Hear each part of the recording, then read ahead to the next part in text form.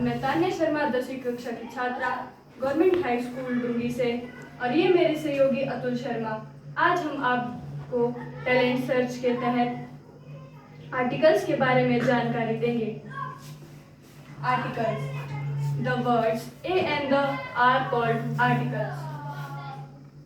We use them before nouns to indicate whether they are general or specific. A an और the को articles कहते हैं। ये noun से पहले प्रयोग किए जाते हैं ताकि हमें नाउन के जनरल यानी साधारण और स्पेसिफिक यानी खास होने के बारे में पता चले।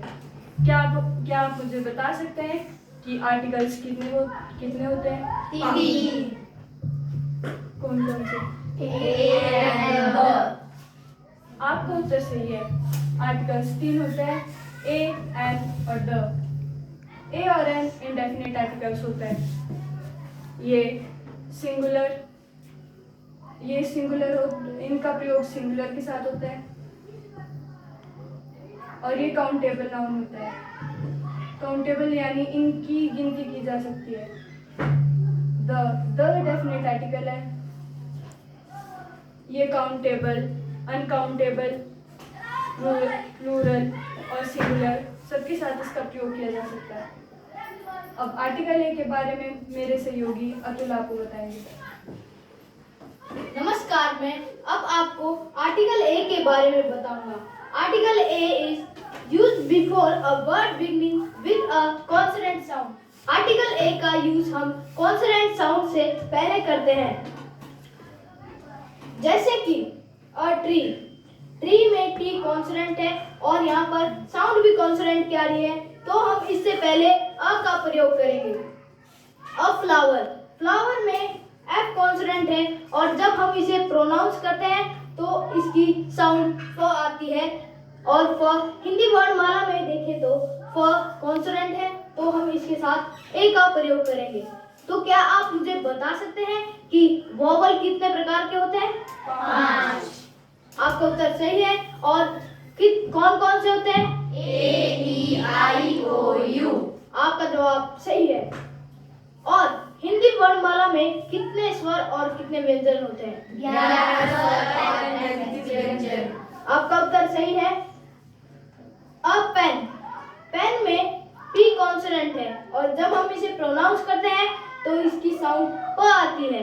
हिंदी वर्णमाला में भी प कॉन्सोनेंट है और इसके साथ हम ए का प्रयोग करेंगे। A house. हाउस में एच कॉन्सोनेंट है और जब हम इसे प्रोनाउंस करते हैं तो इसकी साउंड ह आती है। ह हिंदी वर्णमाला में कॉन्सोनेंट है और इसके साथ हम ए का प्रयोग करेंगे। A book. बुक में बी कॉन्सोनेंट है और इसकी साउंड भी कॉन्सोनेंट में आ रही है, तो हम इसके साथ ए का प्रयोग करेंगे। तो क्या आप मुझे बता सकते हैं कि यूरोपियन, यूएसए, यूनिफॉर्म के साथ कौन सा आर्टिकल लगेगा? आपका उत्तर गलत है। अब मैं आपको बताऊंगा कि इन सभी के साथ कौन सा आर्टिकल लगेगा। इन सभी के साथ ए आर्टिकल लगेगा, क्योंकि आपको लग रहा होगा कि यहाँ पर जब वॉवल है तो जैसे कि हमें पता है कि वॉवल साउंड से पहले एन का प्रयोग किया जाता है, ना कि वॉवल से पहले। और यहाँ पर जब हम इसे प्रोनाउंस करते हैं तो यूनिट की साउंड यह आती है और यह कॉन्सोनेंट है, तो हम इसके साथ ए का प्रयोग करेंगे। अ यूरोपियन में ई कॉन्सोनेंट है। ई भले ही वोवल है, पर हम जब इसे प्रोनाउंस करते हैं तो इसकी आवाज यह आती है, तो हम इसके साथ ए का प्रयोग करेंगे। यूएसए और यूनिफॉर्म में भी यह की आवाज आ रही है, तो इसके साथ हम ए का प्रयोग करेंगे। और यूनिवर्सिटी में यू भले ही वोवल है, पर हमें इसकी साउंड देखनी है। जब हम इसे प्रोनाउंस करते हैं तो इसकी साउंड यह आती है और यह कॉन्सोनेंट है, तो हम इसके साथ ए का प्रयोग करेंगे।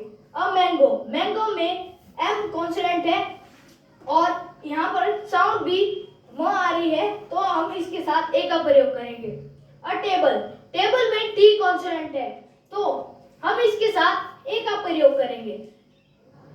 अब आपको एन बारे में मेरी सहयोगी तान्या आपको विस्तार पूर्वक से बताएंगी।